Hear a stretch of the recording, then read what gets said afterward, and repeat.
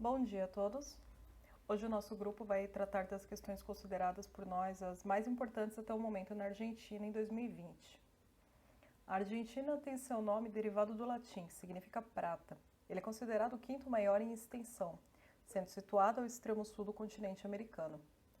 Ele possui diversas fronteiras, sendo ao oeste com o Chile, ao norte com a Bolívia e Paraguai, e com o Brasil e Uruguai a leste, assim como também é banhado em partes pelo Oceano Atlântico.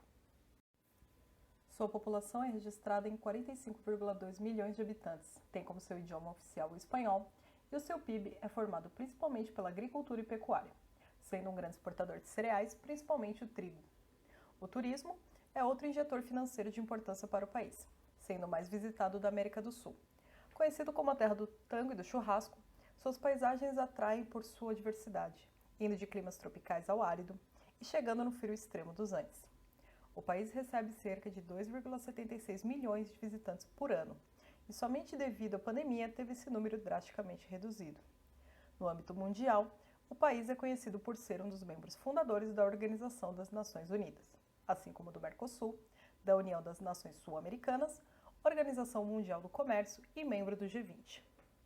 O país teve sua independência proclamada em 21 de setembro de 1863 e chega em 2020 com diversas mudanças. Hoje apresentaremos as que foram consideradas mais destaque no âmbito nacional e internacional.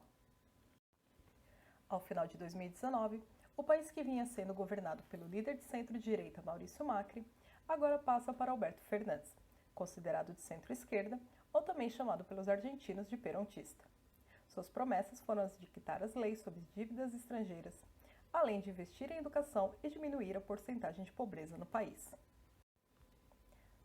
A delicada questão econômica que já vinha sendo arrastada desde gestões anteriores e com uma inflação que batia a casa dos 53,8% em 2018 se agravou logo no início de 2020, com uma dívida de 324 bilhões de dólares, representando 91,6% do PIB total do país. Desse valor, 66,238 bilhões eram a soma da dívida externa que o país apresentava. O setor econômico prontamente tentou negociações e postergações constantes dessa dívida com seus credores. Porém, com o passar dos meses, os acordos sofriam negativas, tanto por ser prejudicial para a delicada situação econômica em que a Argentina se passava, quanto para seus credores, que não receberiam valores que valessem a pena. O presidente Alberto Fernandes apresentou no primeiro mês um plano junto ao Ministério da Economia para trocar títulos do Tesouro em um leilão como uma medida de barrar a taxa de inflação, assim como a diminuição da taxa de pobreza da população. Porém, o leilão não aparentou sucesso, e no mês seguinte o presidente do Banco Central disse em entrevistas que o governo estava em negociações para postergar novamente essa dívida, recebendo apoio inclusive do FMI durante essas negociações. O Senado, por sua vez, também procurou maneiras de reverter essa crise, ao debater um projeto de lei, dando amplos poderes ao Executivo, fazendo com que pudessem efetuar trocas e ou reestruturações de serviços de vencimento de juros e amortizações de capital dos títulos públicos emitidos sobre a lei estrangeira. Junto com a crise que o país já enfrentava, um novo desafio surgiu. A pandemia afetou ainda mais a economia e assim as negociações continuaram sendo adiadas durante todo o primeiro trimestre, tanto pelo lado da Argentina quanto seus credores. Algumas negociações foram interrompidas por quebra de contrato de confidencialidade. E somente em 4 de agosto um acordo foi firmado, e assim 99% da dívida conseguiu ser negociada, dando um pequeno respiro para a população e seu governo. Já para a dívida pública de 324 bilhões, Fernandes disse em outubro que pretende apresentar um pacote de 60 medidas entre estímulos ao consumo, incentivo à produção de energia e à exportação, para fim de reativar a economia local. A educação na Argentina foi uma das áreas que já vinha sofrendo diversas oscilações desde os anos de 2000. Entre os anos de 2016 e 2018, o país teve uma queda de 9% no investimento educacional. A principal causa para isso foi o caráter procíclico de Macri e suas políticas educacionais. Diante de uma crise econômica e fiscal, o orçamento nacional para a educação é imediatamente reduzido. Com as eleições e mudanças presidencial em 2019, Fernandes tinha como foco da sua campanha o aumento nos investimentos da área de educação, para que ela chegasse ao mínimo de 6% do PIB total do país. Porém, Isso se tornou um desafio, visto a dívida interna e externa do país, somada à pandemia que atingiu a Argentina ainda no começo de 2020. As imposições feitas pelo governo a fim de garantir uma menor taxa de propagação do coronavírus chegou nas escolas em fevereiro e as salas de aula ficaram vazias. Essas aulas foram transferidas para o modo online, assim como na maioria dos outros países. Em meados de setembro e outubro, o processo de volta física dos alunos foi considerado e um plano de segurança foi elaborado. Ainda assim, a incerteza de uma segunda onda deixa o cenário incerto. Com o pagamento da dívida sob lei estrangeira e uma certa amenização da situação econômica nos últimos meses, a projeção para 2021 no setor de educação será um aumento de 29% em relação a 2020, chegando à margem de 344,65 milhões de pesos, assim como investimentos nas infraestruturas e bolsas para ensino médio, superior e técnico, elevando também a taxa de participação do Estado, de 1,1% em 2018 para 1,3% em 2020. Todos esses acontecimentos acabaram aumentando o índice de pobreza, de 35,5% no começo do ano para 40,9% em outubro, tendo a previsão de chegar aos 50% no final de 2020. Isso fez com que o governo de Fernandes tentasse criar medidas para conter um possível aumento desses números, barrando o aumento de preço de produtos básicos e alimentícios. Proibiu também empresas públicas e privadas de fazer demissões e cogitou a taxação de empresas que pudessem pagar valores mais altos, para distribuir esse valor a pessoas em situação de vulnerabilidade. Porém, a popularidade de seu governo começou a cair após o início do segundo semestre.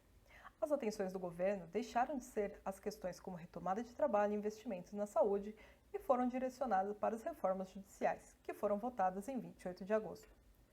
Por 40 votos a favor e 26 contra, a proposta do presidente Alberto Fernandes deve criar mais tribunais criminais federais em Buenos Aires, para dissolver o poder dos juízes de Comodoro Pai, onde são julgados os principais casos de corrupção no país, inclusive os que têm a vice-presidente Cristina Kirchner como ré.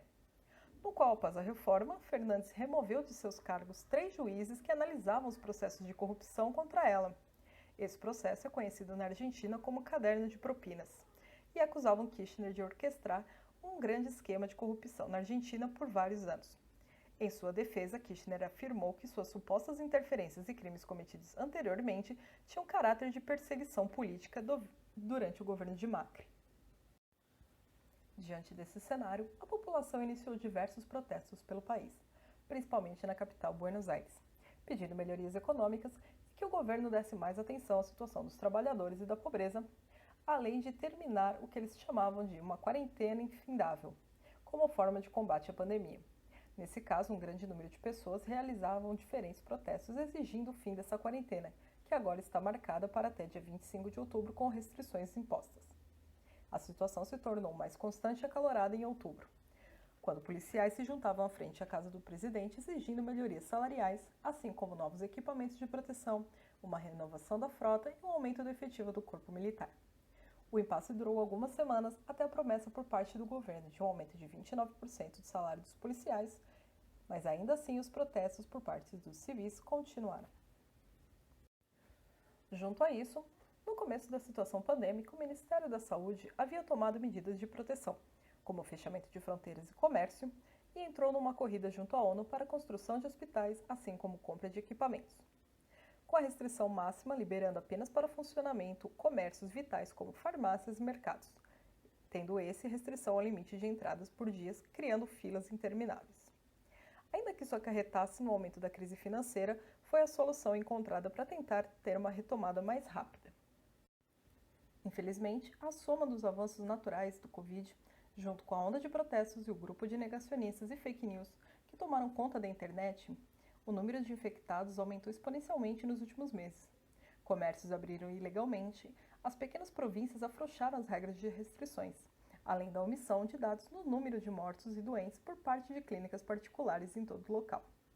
O que vemos atualmente é um país que passou de níveis estáveis de contaminados para um dos 5 mais propensos a entrar em colapso sanitário pelo aumento descontrolado, tanto no caso de óbitos quanto de pessoas infectadas, criando um apelo por parte da comunidade médica para que a população se conscientize que as medidas são de extrema necessidade para assim poder cessar ou pelo menos diminuir o quase colapso que os hospitais vêm sofrendo.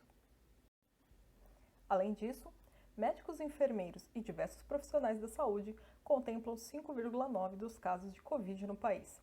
Eles advertem que estão ficando sem recursos para tratamento de paciente, visto o aumento no número de casos considerados graves que precisam de equipamento respiratório, além dos mesmos estarem sofrendo esgotamento mental e físico e tendo que trabalhar em 2 ou mais locais diante de salários baixos do ideal, mas por terem uma alta demanda de pacientes.